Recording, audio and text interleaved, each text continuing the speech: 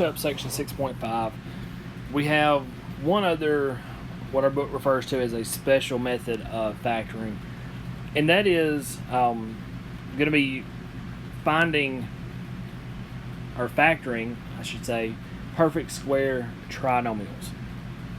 Now, we've talked about factoring trinomials already. We've talked about how to do reverse FOIL. We've talked about how to do bottoms up. And worst case scenario, if we go through this and you go, I just don't know, I just can't do it, you can always factor either with reverse FOIL or bottoms up, depending on the situation. But if our trinomial is what we consider to be a perfect square trinomial, then it can be factored using this shortcut. And it's a one-step process. It's very easy, but you do have to check it. And so again, you may say, well, I don't need to remember anything else. My brain's full. I've got all I can do. Factor it with reverse FOIL, factor it with bottoms up. But you're going to see where this shortcut is really handy if you recognize that it can be used. Okay, again, it cannot be used for every problem. Only specific types, and you have to check it. Okay, so that's the little caveat to this. And you can see what the general form says here in the middle of the screen. I'm not going to focus on that very much. As far as trying to explain the general form to you, I'm just going to show you some examples. Again, I think this is the easiest way to help you. I will say this. In Chapter 5, I gave you a problem like this, and we talked about how to square binomials. And I told you that you could not do x squared plus 9. That wasn't going to work, because that literally means x plus 3 times x plus 3, and you would have to FOIL. And when you do, you should end up with x squared plus 6x plus 9. This trinomial is a perfect square trinomial.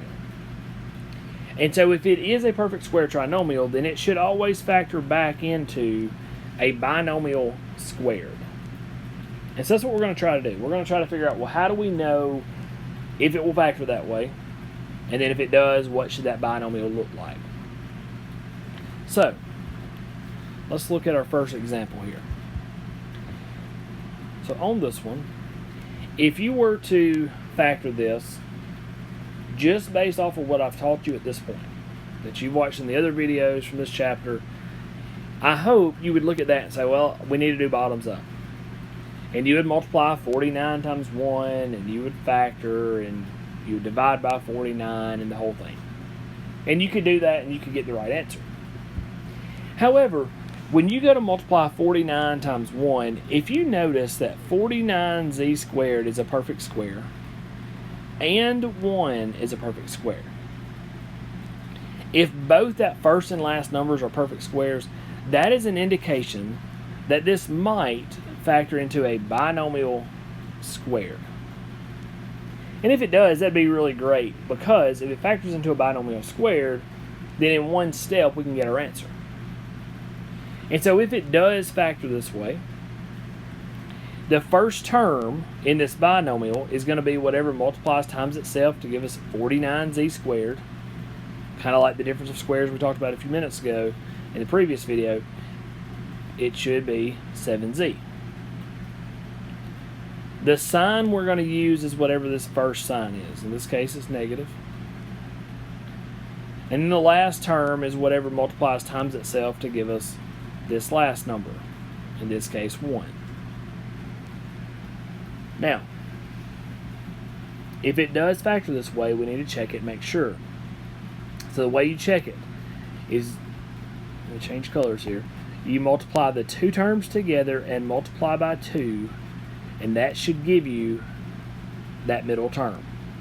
So 7z times negative 1 is negative 7z, and negative 7z times 2 is negative 14z. If that does work, then you factored it correctly. Your final answer in this case is 7z minus 1 quantity squared. It's that binomial squared. Okay? Every time, though, you must check it. If you don't check it, then you're going to have some that don't work out like you think they should, and you're going to get it wrong. Okay, so make sure you are checking each of these. Now, look at the next one. Again, you may go, well, that's just too much stuff. I can't do it all. That's fine. Just factor with bottoms up. The problem is that in this case, if you were to multiply 9 times 64, well, 9 times 64 is a really big number. In fact, it is 576. Well, that's probably a lot bigger than you want to deal with, because then you got to figure out, well, what multiplies to give 576 and adds to give 48, and that can be quite the process. So, if you notice that the first term is a perfect square and the last term is a perfect square, then you may say, well, hey, maybe this thing factors into this binomial squared. If it does, that's wonderful. And so if it does, our first term has to be 3a, because 3a times 3a gives us this 9a squared. Then we're going to use this sign. And then the second term is whatever multiplies times itself to give us 64b squared, which in this case is 8b.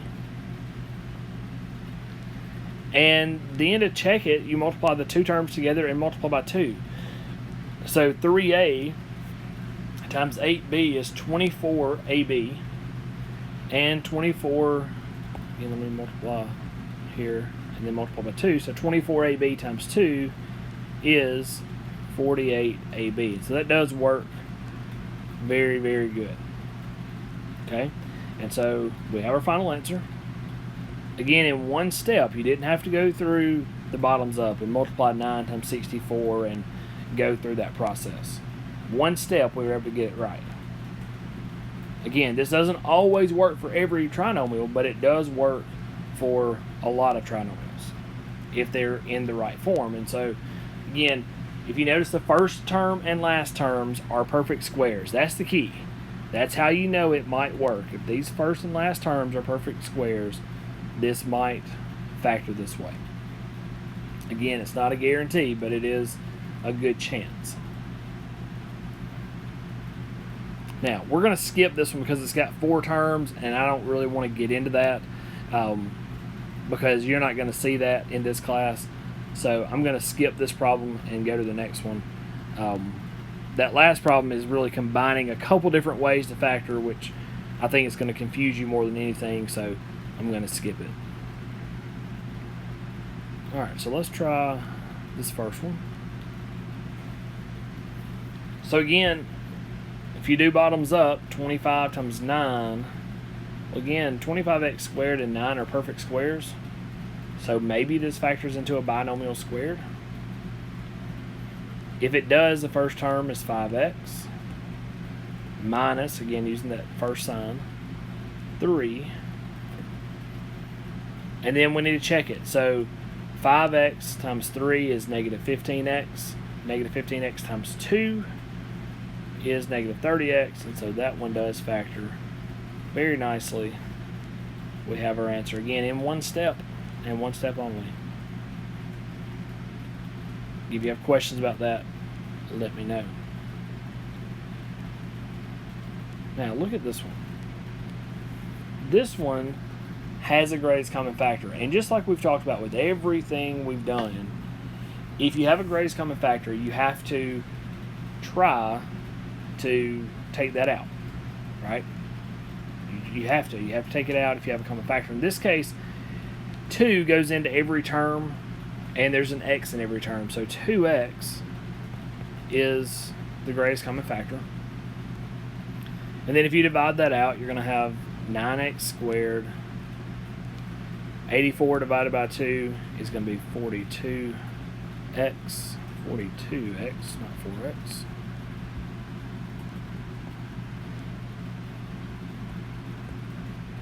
So 42x. And then 98 divided by 2 is 49. Well, again, this 2x is part of our answer. And that trinomial can still be factored. And again, you can do bottoms up and multiply 9 times 49. But you might notice that 9x squared and 49 are perfect squares. And so if they are, then it maybe factors into a binomial squared. So if it does, then 3x is the first term plus 7. But again, we got to check that. So 3x times 7 is 21x, and 21 times 2 is 42, which is that middle term. So that does factor very nicely. Now, I want you to pause the video, try the next one on your own. I'll give you 3 seconds to pause the video. So hopefully you did that. And again, you notice that 4p squared and 49 are perfect squares. And so maybe it factors into a binomial squared. If it does, the first term is 2p minus 7. And then again, we need to check it. So 2p times negative 7 is negative 14p. Negative 14 times 2 is negative 28p. And so that does check. There's our final answer. And then look at the last one. So this one has a perfect square for the first and last terms, but it also has a greatest common factor. And so just because we see that, we don't need to assume, oh, this is going to work, this is going to factor. Okay, there is a greatest common factor here, but let's assume for a second that you don't do that. If you don't factor out the common factor, and you said, well, I noticed the first and last terms, and so this is going to be 3x plus 2. Well, if you'll notice, it doesn't check, because 3x times 2 is 6x. 6x times 2 is not 6x, right? It's 12x. And so that didn't work. And so what I encourage you to do, if you're going to try this shortcut, it's worth trying this one step, and if it doesn't work, marking it out, erasing it, whatever, and then factor with bottoms up. Now, in this case, you'll notice that there is a greatest common factor. And so if we take out that greatest common factor, I'm sorry, there's not a greatest common factor, but it still doesn't factor into that binomial squared, but nothing goes into 9, 6, and 4.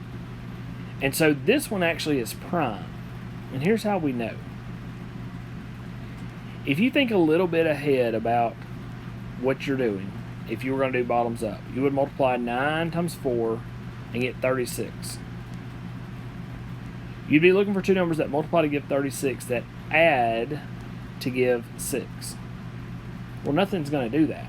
If you think about all the things that multiply to give 36, 1 and 36, 2 and 18, 3 and 12, 4 and 9, 6 and 6, none of those add to give 6.